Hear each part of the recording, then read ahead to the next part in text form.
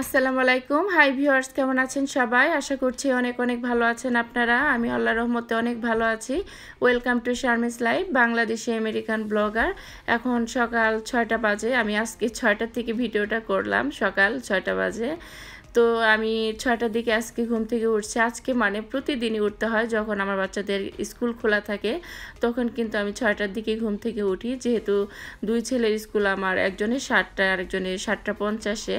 তো ওকে 7:40-এ বাসা থেকে বের হতে হয়, মেজো ছেলেটাকে। আর বড় ছেলে তো 7টায় চলে যায় স্কুলে। তো এখনও কিন্তু রাত, দেখতে পাচ্ছেন সূর্যটা কিন্তু 7:30-7টার দিকে মনে হয় উঠে। তো এখনও রাত 6টা বাজে। আমি বাইরে একটু ভিডিও করে দেখছিলাম যে এখনও মানে সকাল হয়নি, এই যে আকাশটাও কিন্তু অন্ধকার। তো আপনাদেরকে একটু দেখিয়ে দিলাম আজকে ভোরে মানে 6টার সময় যে কীরকম একটা অন্ধকার ভাব থাকে, সেটাও আপনাদের সাথে শেয়ার করলাম। তো দুই ছেলে স্কুলে চলে গেছে, ওর পাপা ওদেরকে নামিয়ে দিয়ে আসলো। আসার পরে যে আরিয়ান কিন্তু মাত্র ঘুম থেকে উঠেছে। ওঠার পরে ওই যে চেয়ারে বসে গালে হাত দিয়ে টিভি দেখতেছে। ঘুম থেকে ওঠার পরে ওকে টিভি ছেড়ে দিতে হয়, নইলেও চিল্লাচিল্লি করে। তো ওকে টিভি ছেড়ে দিয়ে, যে কার্টুন ছেড়ে দিয়ে আমি কাজ করতেছি, বিছানাগুলো গুছাচ্ছি। ও বসে টিভি দেখছে। আর ছেলেটার শরীর কিন্তু এখনও আমার ঠিক হয়নি, একটু একটু মানে শরীর খারাপ আছে। ওর ওষুধ খাওয়ার পরে একটু কমেছে, তারপরেও এখনও পুরোটা মানে ভালো হয়নি। মনটাও খারাপ, দেখতে পাচ্ছেন ও চুপচাপ করে বসে টিভি দেখছে। আসলে ও কিন্তু চুপচাপ থাকার বাচ্চা না। ঘুম থেকে উঠেই চটপট শুরু করে দেয়, মানে এদিক ওদিক খেলাধুলা, গাড়ি দিয়ে মানে ভাঙচুর এরকম শুরু করে দেয় ঘুম থেকে উঠে। তো আজকে কিন্তু একদমই সেগুলি করতেছে না, চুপচাপ বসে এই যে টিভি দেখতেছে। মনটাও ভীষণ খারাপ।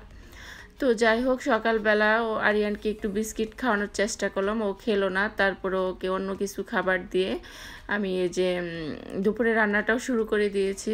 আজকে আমি রান্না করছি হলো মাছের ডাল রান্না করছি, আর গরুর মাংস রান্না করব। আসলে গরুর মাংস রান্না করলে মনে হয় যে মাছের ডালটাই সাথে ভালো যায় এবং খেতেও ভালো লাগে মুসুরের ডালের চেয়ে।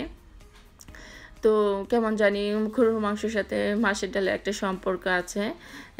যেদিন আমি গরুর মাংস রান্না করি সেদিন কিন্তু মাছের ডালটাও রান্না করি। আমার কাছে মাছের ডাল দিয়ে গরুর মাংস খেতে খুবই ভালো লাগে।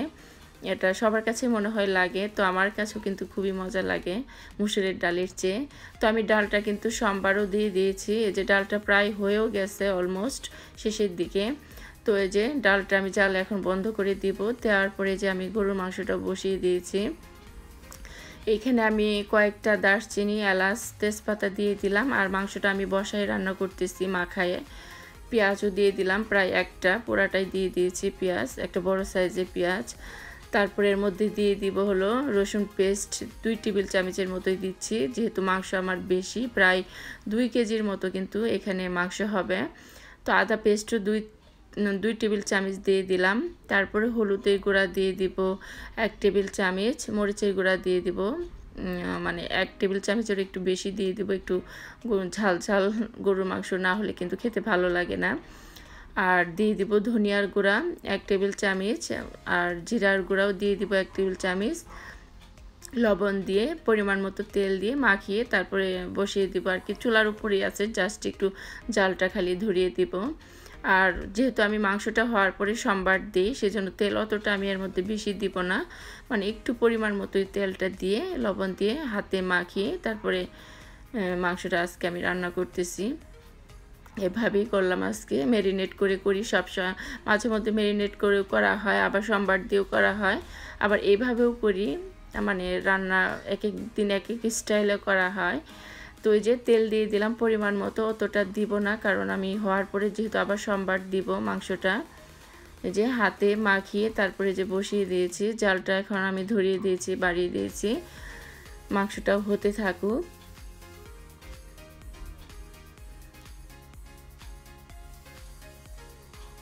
আজকে তেমন কিছু রান্না করতেছি না, শুধু মাছের ডাল আর গরুর মাংস। এই যে একটু হাতটা ধুয়ে পানি দিয়ে দিলাম, হাতে মশলা লেগেছিল সেটা ধুয়ে দিলাম। এই যে মাংসটা কিন্তু বলক উঠে আসছে, আমি জালটা কিন্তু বাড়িয়ে দিয়েছি, হাই দিয়ে আছে জালটা। আর মাংসের মধ্যে দেখছিলাম অনেকটাই হাড় ছিল, আর হাড়ার মাংস আমার খুবই প্রিয়। আমি হাড় খেতে কিন্তু খুবই ভালোবাসি। মাংসের মধ্যে হাড় না থাকলে আমার মাংস খাওয়ার মজাই লাগে না। তো সেজন্য আমি যখন আমার হাজব্যান্ড মাংস নিয়ে আসে আমি কিন্তু ওকে বলি যে হাড় সঙ্গে যেন থাকে, মাংসের মধ্যে হাড় আমার খুবই প্রিয়। তো যাই হোক, আজকে আমি একটা চ্যানেলের নাম বলবো। সেই আপুটার ব্লগগুলি আমার খুবই ভালো লাগে, আমি ওনার ব্লগগুলি সবসময় দেখি। আজকে ওনার চ্যানেলের নামটা আমি বলবো। উনি কিন্তু রেগুলার ভিডিও আপলোড করেন, খুব ভালো ব্লগ করেন। সেই আপুটার চ্যানেলের নাম আমি বলবো আজকে। তার চ্যানেলের নামটা হচ্ছে আজকে শামস বিউটি অ্যান্ড ব্লগ। ওই আপুটার ব্লগ আমার কাছে খুবই ভালো লাগে। যদি আপনারা চান ওনার চ্যানেলটা ঘুরে আসতে পারেন, খুব সুন্দর একটা চ্যানেল। উনি খুব সুন্দর ব্লগও বানান। ওনার ছোট বেবিও আছে একটা, ওনার ছোট বেবি নিয়ে কিন্তু উনি ব্লগ করছেন, আর এ পর্যায়ে এসেছেন। আল্লাহর রহমতে ভালোই করতেছেন আপুটা। তো চাইলে আপনারা ওনার চ্যানেলটা ঘুরে আসতে পারেন। আমার ওনার ব্লগ খুবই ভালো লাগে, আমি ওনার ব্লগগুলি সবসময় দেখার চেষ্টা করি। তো আরেকটা ব্লগারের কথা বলবো, সেটা হচ্ছে সিলেটি আমেরিকান ব্লগার আসমা। ওই আপুটার ব্লগও কিন্তু আমার কাছে খুবই ভালো লাগে। হয়তো আপনারা দেখেছেন, আর যারা দেখেনি প্লিজ ওনার চ্যানেলটাও ঘুরে আসবেন। সিলেটি আমেরিকান ব্লগার আসমা, ওই আপুটার কথাগুলি আমার কাছে ভালো লাগে এবং ওনার ব্লগগুলিও কিন্তু আমার কাছে ভালো লাগে। তো এই যে মাংসটা বলক উঠে গেছে, আমি একটু নেড়ে চেড়ে দিলাম, ভালোভাবে জালটা বাড়িয়েও দিয়েছি। আর গরুর মাংসটা হতে কিন্তু বেশি সময় লাগে না, অল্পতেই সিদ্ধ হয়ে যায়। দেশে গরুর মাংস সিদ্ধ হতে কিন্তু বেশি সময় লাগে না। একটু পানি দিয়ে দিলাম মাংসটা কষানোর পরে। আর আজকে মাংসতে আমি কোনো আলু দিব না, আলু অ্যাড করব না, যেহেতু ভুনা করতেছি মাংসটা।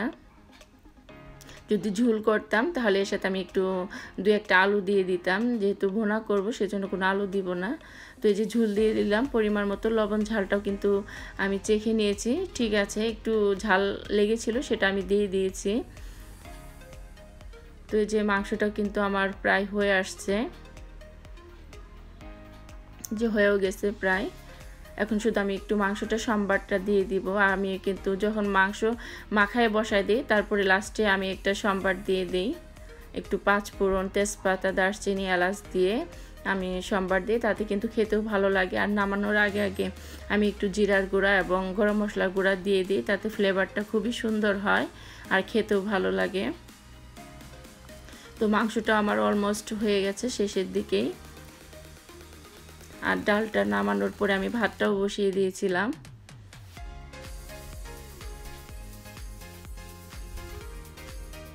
তো ওই যে আমার রান্না শেষ হওয়ার পরে যে আরিয়ানকে আমি ঘুম পাড়িয়ে দিয়েছি। আরিয়ান এখন ঘুমাচ্ছে। এই যে দুপুরে ও কিন্তু মানে দিনে এখন একবারই ঘুমায়, আগে তো 2-3 বার করে ঘুমাতো, এখন দিনে একবার ঘুমায়। যদি 12টার দিকে ঘুমায় তাহলে আর বিকালে ঘুমায় না, আর যদি দুপুরবেলা না ঘুমায় তাহলে ওই যে বিকালে 4টে-5টার দিকে আবার ঘুমিয়ে পড়ে। তো ও এখন এই যে 1টার মতোই বাজতেছে, এখন আবার ওকে ঘুম পাড়িয়ে দিয়েছি একটু, যেহেতু ভোরবেলা উঠেছে ঘুম থেকে।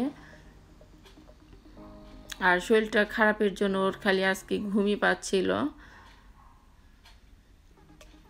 ও সবসময় কিন্তু ঘুমায় না, মানে জোর করে ঘুম পাড়িয়ে দিতে হয়। আজকে দেখি যে মানে খুব ইজিভাবে ঘুমিয়ে পড়লো ছেলেটা আমার।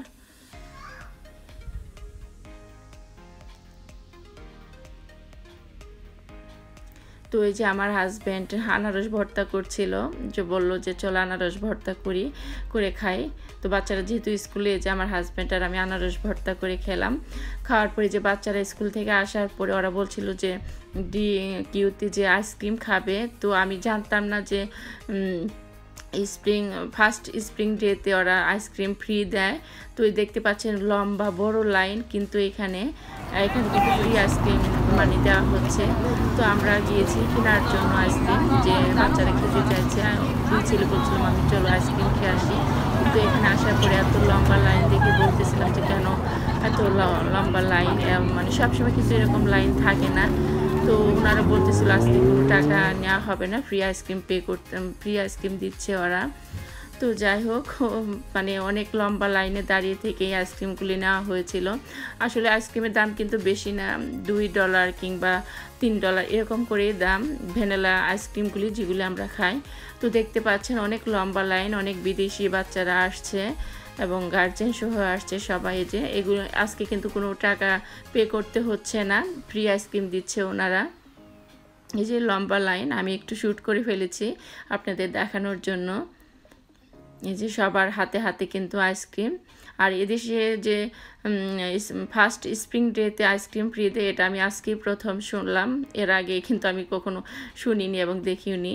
তো আজকে এসে জানতে পারলাম যে প্রথম বসন্তের প্রথম দিনই ওরা কিন্তু এই যে আইসক্রিম ফ্রি দেয়। আসলে আমেরিকাতে আসার পরে কিন্তু আমি কোনো ফ্রি জিনিস পাইনি এখন পর্যন্ত। মানে আগুন পানি থেকে শুরু করে সব টাকা দিয়ে কিনতে হয়, কিন্তু কোনো ফ্রি জিনিস নেই।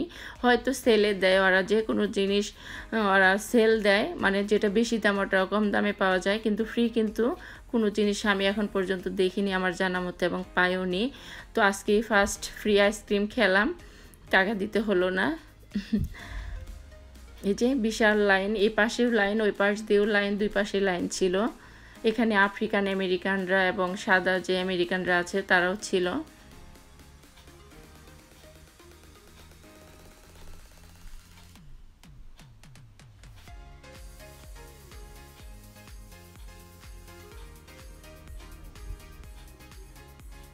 তো আইসক্রিমটা খাওয়ার পরে বাচ্চারা খুবই খুশি হয়েছিল যে মামি আজকে ফ্রি আইসক্রিম খেলাম, এই ফার্স্ট প্রথম আমেরিকাতে, টাকা দিতে হলো না।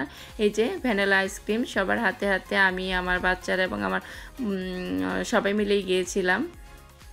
এই যে ফ্রি আইসক্রিম ভ্যানিলা, এই আইসক্রিমটাই আমরা খাই। আর এটার প্রাইস কিন্তু বেশি না, $2 রাখে ওরা।